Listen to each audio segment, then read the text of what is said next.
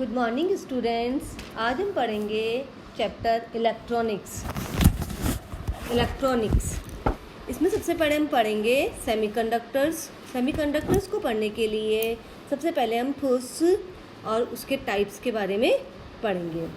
तो ठोस पदार्थ की वह अवस्था होती है जिसमें उसका आयतन और आकृति निश्चित होती है, ठोस कहलाती है। ठोस, द्रव, गैस, ये हम बहुत अर्ली क्लासेस में पढ़ के आए हैं कि ठोस जिनमें कण पास पास होते हैं, द्रव जिनमें थोड़े दूर दूर होते हैं और गैस जिसमें कण बहुत दूर दूर होते हैं। उस कॉन्फ़िगरेशन में के बारे में हमें नहीं पढ़ना है। हमें इस चैप्टर में जो पढ़ना है मेन कि आप ठोस में जो होते हैं किस तरह से उनकी कॉन्फ़िगरेशन होती है, उनमें ऊर्जा के बैंड किस तरह से होते हैं, वो हम पढ़ेंगे। तो पहला टॉपिक है ठोस में ऊर्जा बैंड। किसी भी ठोस में इलेक्ट्रॉन उसके परमाणुओं की निश्चित कक्षाओं में चक्कर लगाते हैं जिन्हें कोश कहा जाता है।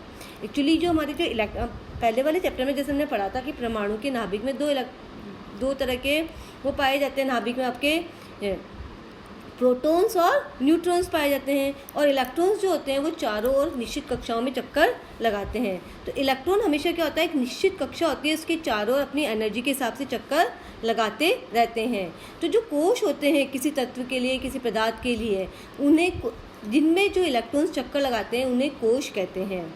तो जब n=1 एनर्जी लेवल के लिए जो कोश होता है वो K कहलाता है, और जो सेकेंड एनर्जी लेवल के लिए जो कोश होता है वो L होता है, थर्ड एनर्जी लेवल के लिए M होता है और फोर्थ एनर्जी लेवल के लिए N होता है। चार तरह के हमारे ये कोश होते हैं जिसमें इलेक्ट्रॉन्स आपके चक्कर लगाते रहते हैं। चार कोश, तो उनके नाम होते हैं K, L, M, N। मतलब ये अलग अलग N की वैल्यू के लिए होते हैं, K, L, M and N। Further इनकी वैल्यूज़ जो होती है एनर्जी की भी बढ़ती जाती है N की वैल्यू के साथ साथ। पाउली के अपवर्जन नियम के अनुसार इन कोशों में उपस्थित इलेक्ट्रॉन की संख्या 2n² होती है। जैसे K वाले में आपके N की वैल्यू 1 होती है, तो K में जो आपके इलेक्ट्रॉन्स होते हैं वो आते हैं आपके 2, अंदर वाले में, सबसे अंदर वाले में 2 इलेक्ट्रॉन्स। फिर L वाले जो कक्षक होता है उसमें आपके N की वैल्यू 2 होती है, तो 2 × 2 का स्क्वायर तो हो जाएगा 2 × 4 8। तो N वाले कक्षक में आपके 8 इलेक्ट्रॉन्स, L वाले में जो है आपके 8 इलेक्ट्रॉन्स पाए जाते हैं। इसी तरह से M वाले के अंदर, M वाले में होते हैं आपके इलेक्ट्रॉन्स 3 का स्क्वायर 9 × 2 = 18 इलेक्ट्रॉन्स पाए जाते हैं आपके। और n=4 जो होता है उसमें 4 का स्क्वायर 16 दूनी 32, तो N वाले में आपके 32 इलेक्ट्रॉन्स पाए जाते हैं। इनमें अलग अलग में आपके अलग अलग इलेक्ट्रॉन्स होते हैं। K में 2 होते हैं, L में 8 होते हैं, फिर आपका M होता है, M में 18 होते हैं और N में 32 इलेक्ट्रॉन्स पाए जाते हैं। जैसे जैसे आपका ये बढ़ते जाते हैं, बाहरी कक्ष में इलेक्ट्रॉनों की संख्या बढ़ती जाती है। इन कोशों को, ये जो कोश होते हैं आपके K, L, M, N, इनके उपकोश भी होते हैं। तो इनके जो उपकोश होते हैं या उनको कक्षक कहते हैं। तो कक्षकों में विभाजित किया जाता है। तो कक्षक जो होते हैं वो हमारे होते हैं 4, S, P, D, F। S कक्षक जो होता है, मतलब ये 4 तरह के कक्षक होते हैं। वो तो कोश थे हमारे K, L, M, N, तो कोश। अब इन कोशों को जो है उपकोशों में या कक्षकों में विभाजित किया जाता है। तो पहला होता है S जो होता है वो गोलाकार होता है आपका। इसमें अधिकतम इलेक्ट्रॉन आपके 2 रह सकते हैं। आपको सिर्फ इतनी नॉलेज होना जरूरी है फिजिक्स के अंदर इन कक्षकों के बारे में। बाकी डिटेल में आप इसका केमिस्ट्री में पढ़ते हैं कि कक्षक कैसे बनते हैं, कैसी इनकी कॉन्फ़िगरेशन होती है, इनके फर्दर पार्ट होते हैं PK, PX, PY, PZ, और सब कुछ केमिस्ट्री में आप इनिशियल लेवल में 11th में पढ़ के आ चुके हैं। हमारा तो इसमें यह है कि आपको पता होना चाहिए किस में कितने इलेक्ट्रॉन्स पाया जाता है। तो S वाले में आपके 2 इलेक्ट्रॉन्स पाए जाते हैं। P कक्षक जो होता है उसमें अधिकतम इलेक्ट्रॉनों की संख्या 6 होती है। इनकी आकृति डंबलाकार होती है, इस तरह से बनते हैं ये आपके PX, PY, PZ। तो ये जो होते हैं इसकी अधिकतम इलेक्ट्रॉन की संख्या 6 होती है। D वाले में आपके अधिकतम इलेक्ट्रॉन 10 पाए जाते हैं और F वाले में आपके अधिकतम इलेक्ट्रॉन्स 14 पाए जाते हैं। F वाले की आकृति बहुत जटिल होती है और D वाले की आकृति द्विडंबलाकार होती है। मुक्त इलेक्ट्रॉन्स, परमाणु की बाह्यतम कक्षाओं में पाए जाने वाले वे इलेक्ट्रॉन जो थोड़ी सी ऊर्जा पाकर स्वतंत्र रूप से विचरण करने लग जाते हैं, मुक्त इलेक्ट्रॉन कहलाते हैं। किसी भी परमाणु का हमने पढ़ा कि उसके जो ऑर्बिट्स होते हैं उसमें हम इलेक्ट्रॉन्स को रखते हैं। इस वाले में 2 पाए जाते हैं, फिर उसके फर्दर वाले में 8 होते हैं, फिर उसके फर्दर आपके 18 और फिर 32। तो जो सबसे बाह्यतम कक्षा होती है जिसमें जो इलेक्ट्रॉन्स होते हैं, वो इलेक्ट्रॉन्स जो होते हैं बाह्यतम कक्षा वाले, वो उनको जब थोड़ी सी ऊर्जा देते हैं तो स्वतंत्र रूप से विचरण करने लग जाते हैं, मतलब एनर्जी लेते ही आपके दूसरे वाले जो इनका लेवल होता है उसमें चले जाते हैं। तो वो इलेक्ट्रॉन जो थोड़ी सी ऊर्जा देते ही स्वतंत्र रूप से विचरण करने लगता है, उसे मुक्त इलेक्ट्रॉन्स कहते हैं। बाह्य इलेक्ट्रॉन, परमाणु की आंतरिक कक्षाओं में उपस्थित वे इलेक्ट्रॉन जो नाभिक से प्रबल बंध से बंधे होते हैं, उन्हें बद्ध इलेक्ट्रॉन्स कहते हैं। मैंने बताया था ना, नाभिक के अंदर आपके जो सबसे क्लोज होते हैं नाभिक के, जो नाभिक से प्रबल रूप से बंधे होते हैं, सबसे इनर कोश में जो होते हैं, आउटर कोश में जो होते हैं, वो तो थोड़ी सी एनर्जी देते ही स्वतंत्र रूप से विचरण करने जाते हैं, तो वो तो मुक्त इलेक्ट्रॉन्स होते हैं। जबकि जो अंदर की ऑर्बिट्स में जो होते हैं वे क्या होते हैं, नाभिक से बंधे रहते हैं और नाभिक से प्रबल रूप से बंधे होते हैं, नाभिक के बल से बंधे हो सकते हैं। तो वो इलेक्ट्रॉन जो नाभिक से बंधे रहते हैं वो आपके बद्ध इलेक्ट्रॉन्स कहलाते हैं। उदाहरण के लिए जैसे जर्मेनियम है, जर्मेनियम की आपकी संख्या होती है 32। अब 32 का इसका इस कॉन्फ़िगरेशन देखेंगे तो आता है आपका 1s2। सबसे पहले s में 2 इलेक्ट्रॉन्स पाए जा सकते हैं। हमने पढ़े थे कि s में 2 होते हैं और s में 2 इलेक्ट्रॉन्स होते हैं, p में 6 जा सकते हैं, d में 10 और f में 14। तो इनकी जब कॉन्फ़िगरेशन लिखते हैं तो हम ऐसे लिखते हैं, पहला लेवल है 1s2, s में 2 इलेक्ट्रॉन्स आ गए, फिर 2s2, सेकेंड वाला जो s का लेवल है उसमें भी 2 इलेक्ट्रॉन्स आ गए, फिर 2p6, p वाले में 6 इलेक्ट्रॉन्स आ गए आपके, फिर p के बाद में 3s2, 3p6, 3d10, 4s2, 4p2।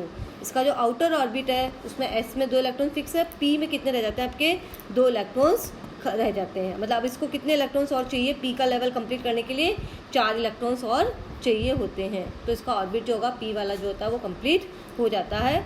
इसकी बाहरी कक्षा में 4 इलेक्ट्रॉन उपस्थित होते हैं, 2 तो s वाले और 2 p वाले। ये इसके सबसे आउटर ऑर्बिट जो बनेगा इसका, उसमें 4 इलेक्ट्रॉन्स होते हैं। देखिए इसके अंदर 2 आ गए, फिर इसके बाद में 8 आ गए, फिर 18 आ गए और उसके बाद में ये 4 इसके बचे हुए रह जाते हैं।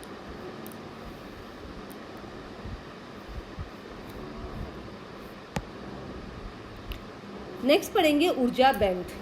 ऊर्जा बैंड जो होते हैं, मतलब मैंने आपको बताया था कि जो आपका इलेक्ट्रॉन्स होते हैं वो एक बैंड से दूसरे बैंड में जाते हैं। तो 2 ऊर्जा बैंड हमारे इसके अंदर सिलेबस के अंदर। तो ऊर्जा बैंड है, पहला है संयोजी बैंड और दूसरा है आपका चालन बैंड। संयोजी बैंड और चालन बैंड, मतलब ये जो नीचे वाला लेवल का संयोजी बैंड होता है और दूसरा जो बैंड होता है उच्च ऊर्जा वाला जो होता है, निम्न ऊर्जा वाला तो आपका संयोजी बैंड होता है और उच्च ऊर्जा वाला आपका चालन बैंड होता है। संयोजी बैंड, संयोजी इलेक्ट्रॉनों में निर्मित ऊर्जा बैंड को संयोजी बैंड कहते हैं। इस बैंड में संयोजी इलेक्ट्रॉन्स होते हैं, वे इलेक्ट्रॉन जो एक दूसरे से संयोजन करते हैं। ये बैंड आंशिक रूप से खाली है, पूर्णतः इलेक्ट्रॉनों से भरा होता है। इसमें इलेक्ट्रॉन्स आपके भरे रहते हैं, अधिकतर मतलब भरे रहते हैं, थोड़ा बहुत ही इसमें खाली होता है क्योंकि सारे इलेक्ट्रॉन्स आपके इसी लेवल में पाए जाते हैं। इस बैंड में उपस्थित इलेक्ट्रॉन विद्युत ऊर्जा से, विद्युत क्षेत्र से ऊर्जा ग्रहण करने की स्थिति में नहीं होते, खुद ऊर्जा ग्रहण नहीं करते हैं। इनको जब ताप दिया जाता है, एनर्जी दी जाती है एक्सटर्नल सोर्स से, तो ये एनर्जी को ग्रहण करते हैं। जबकि जो चालन बैंड होता है ये आपका हायर एनर्जी वाला लेवल होता है, इस पर एनर्जी लेवल लो होता है और इसमें आपका एनर्जी लेवल हाई होता है। इस बैंड में इलेक्ट्रॉन आंशिक रूप से भरे रहते हैं। इस बैंड में उपस्थित इलेक्ट्रॉन ऊर्जा ग्रहण करने की स्थिति में होते हैं। ये बाहर से आपकी एनर्जी ग्रहण करते हैं और फिर जब उच्च ऊर्जा लेवल से आपके लोअर बैंड में जब आते हैं तो एनर्जी को आपको वो जो हमने पढ़ा था E=hν फोटोन के रूप में एनर्जी को निकाल के ये वापस संयोजी बैंड में आ जाते हैं। चालन बैंड में उपस्थित इलेक्ट्रॉन को क्या कहते हैं, मुक्त इलेक्ट्रॉन्स कहते हैं, क्योंकि यहाँ तो ये बंधे हुए रहते हैं। संयोजी बैंड में तो आपके इलेक्ट्रॉन्स बंधे रहते हैं, लेकिन जब ये एनर्जी ग्रहण करके चालन बैंड में जाते हैं तो वहाँ पे ये मुक्त होते हैं। चालन बैंड में उपस्थित इलेक्ट्रॉन को मुक्त इलेक्ट्रॉन कहते हैं। ये ठोस के आयतन में कहीं भी गति कर सकते हैं और चालन बैंड में जो इलेक्ट्रॉन होते हैं यही आपके विद्युत ऊर्जा के लिए रिस्पॉन्सिबल होते हैं। इन्हीं के कारण आपका ऊर्जा जो मतलब हम करंट कहते हैं उसका फ्लो होता है। चालन बैंड एंड संयोजी बैंड का जो अंतराल होता है, दोनों के बीच में जो डिफरेंस होता है उसे क्या कहते हैं, वर्जित बैंड या ऊर्जा अंतराल कहते हैं। वर्जित ऊर्जा अंतराल में कोई भी इलेक्ट्रॉन उपस्थित नहीं रह सकता, दोनों के बीच में कोई इलेक्ट्रॉन्स नहीं होता है। वर्जित ऊर्जा अंतराल जो होता है गैस पदार्थ की प्रकृति पर निर्भर करता है, मतलब हर पदार्थ के लिए अलग अलग होता है। किसी पदार्थ के लिए ये जो गैप होता है कम होता है और किसी पदार्थ के लिए गैप बहुत ज़्यादा हाई होता है। इन दोनों के बीच का जो अंतर है वो हर पदार्थ के लिए अलग अलग होता है। ताप बढ़ाने पर ऊर्जा अंतराल थोड़ा कम हो जाता है, जैसे जैसे ताप बढ़ाया जाता है तो ऊर्जा अंतराल कम भी हो जाता है और इलेक्ट्रॉन जो होते हैं संयोजी बैंड से चालन बैंड में गति कर लेते हैं। ऊर्जा बैंड के स्थान पर 3 प्रकार के जो पदार्थ पाए जाते हैं। पहला होता है चालक, कुचालक और अर्धचालक, जिसमें से इस चैप्टर के अंदर हम डिटेल में पढ़ेंगे अर्धचालक के बारे में। हम इस चैप्टर में आगे डिटेल के अंदर पढ़ेंगे कि अर्धचालक क्या होते हैं, कितने तरह के अर्धचालक होते हैं, अर्धचालकों में धारा प्रवाह कैसा होता है, सब कुछ हम इस चैप्टर में पढ़ेंगे। चालक, चालक जो होते हैं उनमें विद्युत चालकता जो होती है बहुत ज़्यादा पाई जाती है। चालक जिनमें विद्युत चालकता पाई जाती है, जिसमें फ्री इलेक्ट्रॉन्स होते हैं, आसानी से आपके विद्युत के चालक होते हैं। कुचालक जिनकी विद्युत चालकता नहीं के बराबर होती है, मतलब बहुत कम चालकता होती है। अर्धचालक हमेशा जिनकी चालकता चालक से तो कम होती है लेकिन कुचालक से ज़्यादा होती है। तो चालक जो होती है उनकी विद्युत चालकता 10⁻² से 10⁸ महो पर मीटर होती है। चालकता का जो मात्रक होता है वो आपका महो पर मीटर होता है। कुचालक जो होते हैं वो क्या होते हैं आपके, उनकी चालकता जो होती है 10⁻⁻8 महो पर मीटर। अर्धचालक की चालकता 10⁵ से 10⁶ महो पर मीटर होता है। प्रतिरोधकता इसकी जस्ट उल्टी होगी। प्रतिरोधकता क्या होगी, चालक की कम होती है, कुचालकों की सबसे ज़्यादा होती है और अर्धचालकों की इन दोनों के बीच में होती है। चालक से थोड़ी ज़्यादा और कुचालक से थोड़ी कम। बैंड संरचना, इनमें चालन बैंड और संयोजी बैंड एक दूसरे के अंदर मतलब ओवरलैप्ड होते हैं, एक दूसरे के अंदर समाये हुए होते हैं, तभी तो इलेक्ट्रॉन जो होते हैं आसानी से संयोजी बैंड से चालन बैंड में चले जाते हैं। मतलब इनका जो एनर्जी गैप होता है इन दोनों के बीच में वो बिल्कुल 0 के बराबर होता है, नहीं के बराबर होता है। तो संयोजी बैंड से आसानी से इलेक्ट्रॉन चालन बैंड में चल जाते हैं, इसलिए ही चालकता आपका शो करता है। जबकि कुचालकों में आपका ये जो डिफरेंस होता है आपका चालन बैंड और कुचालक बैंड के बीच में जो एनर्जी गैप होता है वो बहुत ज़्यादा अधिक होता है। इसमें इलेक्ट्रॉन्स आपके संयोजी बैंड से चालन बैंड में गमन नहीं कर पाते हैं, इसलिए आपको चालकता शो नहीं करते हैं। जबकि अर्धचालकों में क्या होता है, चालन बैंड और संयोजी बैंड के बीच के अंतराल थोड़ा कम होता है, मतलब चालकों से तो थोड़ा ज़्यादा होता है, कुचालक से थोड़ा कम होते हैं। तो अगर बाहर से अगर एनर्जी दी जाती है तो जो होते हैं आपके जो इलेक्ट्रॉन्स होते हैं वो संयोजी बैंड से चालन बैंड में गमन कर सकते हैं। इसमें ऊर्जा अंतराल 0 होता है, इसमें बहुत ज़्यादा होता है। इसका बेस्ट एग्जांपल है कुचालक का हीरा। हीरे में जो आता है 6 इलेक्ट्रॉन वोल्ट का आपका एनर्जी गैप होता है। और इसमें मध्यम होते हैं, इनके एग्जांपल आपके जर्मेनियम और सिलिकॉन। जर्मेनियम के लिए जो होता है आपका जो एनर्जी गैप होता है 0.7 इलेक्ट्रॉन वोल्ट होता है और सिलिकॉन्स के लिए 1.1 इलेक्ट्रॉन वोल्ट्स होता है। इसके अंदर धारा वाहक मतलब जिससे धारा का प्रवाह होएगा आपका, तो चालकों में धारा प्रवाह होती है आसानी से, मैंने बताया इनमें, क्योंकि आपका चालन बैंड और संयोजी बैंड एक दूसरे में ओवरलैप्ड होते हैं। तो इनमें आपकी धारा प्रवाह के लिए कौन रेस्पॉन्सिबल होते हैं बेटा, स्वतंत्र इलेक्ट्रॉन्स फ्लो करते रहते हैं आसानी से, तो वो आपको धारा का प्रवाह करते हैं। कुचालकों में आपकी धारा प्रवाह होती ही नहीं है, ये तो प्रबल कुचालक है। और अर्धचालक जिसमें हम पढ़ेंगे, ये नया वर्ड आया आपके लिए, मुक्त होल्स। इसमें आपके होल भी होते हैं और मुक्त इलेक्ट्रॉन दोनों आपका धारा का प्रवाह करते हैं। होल वर्ड अभी हम डिटेल में पढ़ेंगे, कैसे होल क्रिएट होते हैं, कैसे होल बनते हैं। तो वो होल और मुक्त इलेक्ट्रॉन दोनों धारा का प्रवाह करते हैं। सामान्य ताप पर संयोजी बैंड और चालन बैंड की स्थिति, इसमें सामान्य ताप पर संयोजी बैंड और चालन बैंड पूर्णतः संयोजी बैंड और चालन बैंड भरे होते हैं, क्योंकि संयोजी बैंड और चालन बैंड बिल्कुल पास होते हैं। तो संयोजी बैंड से इलेक्ट्रॉन आपके चालन बैंड में चले जाते हैं। चालन बैंड थोड़ा सा खाली हो सकता है। इसमें क्या होता है, कुचालकों में संयोजी बैंड तो पूर्णतः भरा रहता है आपका, लेकिन चालन बैंड जो होता है वो पूर्णतः खाली होता है और इलेक्ट्रॉन के पास इतनी एनर्जी नहीं होती है कि वो संयोजी बैंड और चालन बैंड के बीच के अंतर को पार कर सके, क्योंकि एनर्जी गैप बहुत ज़्यादा होता है। इसमें क्या होता है, संयोजी बैंड थोड़ा खाली होता है और चालन बैंड भी थोड़ा भरा होता है, क्योंकि कुछ संयोजी बैंड से कुछ इलेक्ट्रॉन जो होते हैं वो एनर्जी ग्रहण करके चालन बैंड में चले जाते हैं। तो थोड़े इलेक्ट्रॉन्स यहाँ होते हैं और थोड़े इलेक्ट्रॉन्स आपके संयोजी बैंड में होते हैं। प्रतिरोधकता ताप गुणांक, इसका प्रतिरोधकता ताप गुणांक धनात्मक होता है, जबकि कुचालकों का 0 होता है और अर्धचालकों का ऋणात्मक होता है।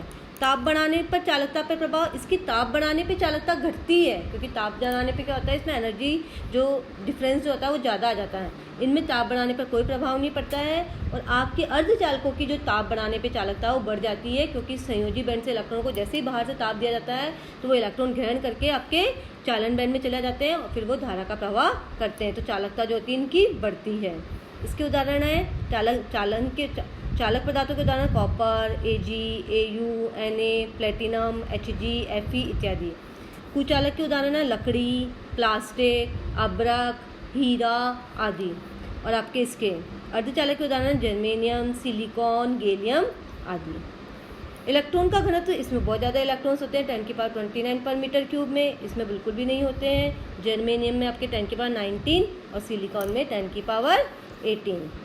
एक बार आप इसको अच्छे से देख लीजिए इस टेबल को, ये टेबल आपके समझ में आ जानी चाहिए, आपको पता होना चाहिए चालक, कुचालक और अर्धचालक में क्या डिफरेंस है। ज़्यादा हमारा जो हम इस चैप्टर के अंदर हमको ज़्यादा ध्यान जो देना है वो अर्धचालकों पे ध्यान देना है कि अर्धचालक क्या होते हैं, उनकी क्या विद्युत चालकता होती है, कितनी प्रतिरोधकता होती है, क्या से उनका ऊर्जा अंतराल होता है, उनमें धारावाहक क्या होते हैं, उनकी ताप बढ़ाने पर चालकता कैसी होती है।